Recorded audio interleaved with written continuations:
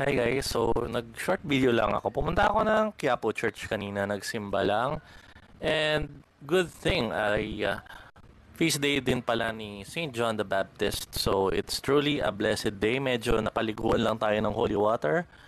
Basaan doon, so ayos lang. After nun, nagpunta ako ng Maysum and then nagpunta na ako sa Soler para magtingin ng mga chandelier at mga lighting. So, namimili ako ng ilaw para dun sa bahay na lilipatan ko for the meantime. Pero yung mga chandeliers kasi dito, yung mga crystal na medyo malikabukan, mahirap linisin. Kaya namimili ako ng something na yung low maintenance ba. Kasi lalo na kapag open air yung bahay mo, syempre gusto mo yung madali lang i-maintain.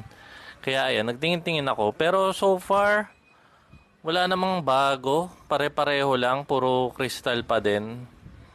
Tapos, eto, mga grand chandelier na pang yayamanin, pero hindi ko naman yan gusto.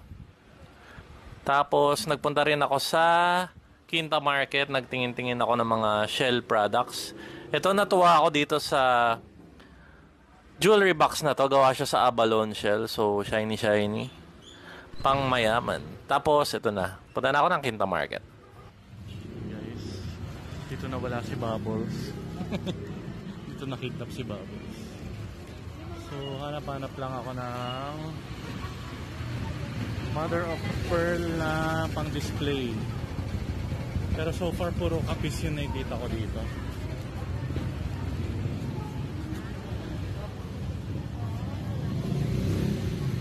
Yung mga parol, medyo maingay lang talaga. Sa daanan to eh. Wales, may bayong, may mga kung ano-anong kahoy-kahoy at mga shells, baskets, pamaypay.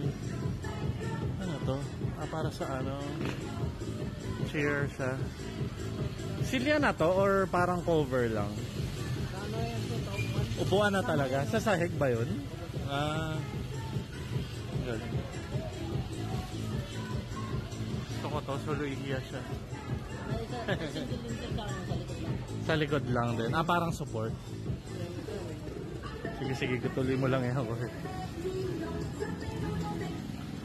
Ayan, nagawa sila ng parol. Ayun pala, marami oh. Gusto ko ng ganyan.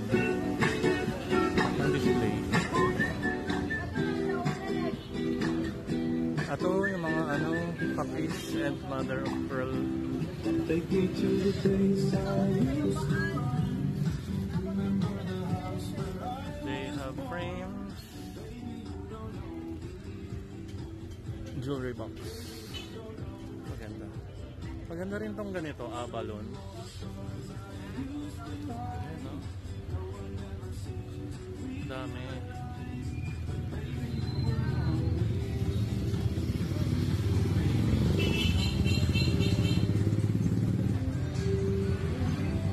Maliit lang to pero daming tinda, nakakaaliw. Kailangan nyo ng lubid. Ayan. Kailangan nyo ng lubid. Anin nyo yan. Ito very probinsya. Nakakatuwa.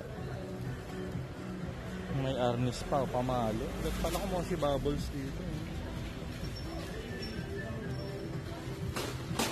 Sungka. Ay, ang ganda nun, no? Bago yun. Basket shoe.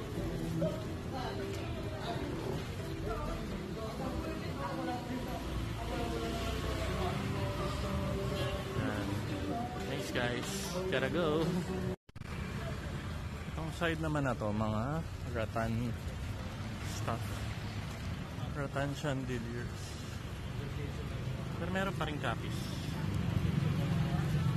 Mga lights. Ganda nun, no? David Stars. Si Bubbles. Wala. Ang ganda naman ang walis na to. Ang aesthetic. And yun guys, hindi ko lang naisama kanina kasi medyo madaming tao doon sa bake shop. So sa Ongpin, lagi akong nadaan doon sa Salazar Bakery. Mas gusto ko tong Salazar kesa sa Engbitin kasi sobrang tamis nung Engbitin. Hindi ko masyadong gusto. So sa Salazar Bakery sa Ongpin, mas madaming choices. And so ito, kumuha ako ng dalawa. Favorite ko kasi namin ni Mami to. This is salted egg na lotus mooncake. So, lotus siya, hindi siya munggo. Tapos merong salted egg. Ayan, dalawa. Konti lang kasi, alam nyo na, ang blood sugar.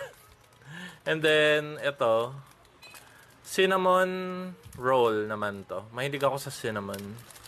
Cinnamon coffee, cinnamon bread, cinnamon pastries, cinnamon bun, lahat ng may cinnamon gusto ko. Tapos, ito, this is blueberry cupcakes or muffins. Ayan, mura lang. This is around, 33 pesos. Tapos ito, 36. Tapos ito, 69 yata each, if I'm not mistaken. Ayan. So, ayun, hindi ako nakabili ng kapis kasi, or mother of pearl, kasi natanong ko doon sa tindera.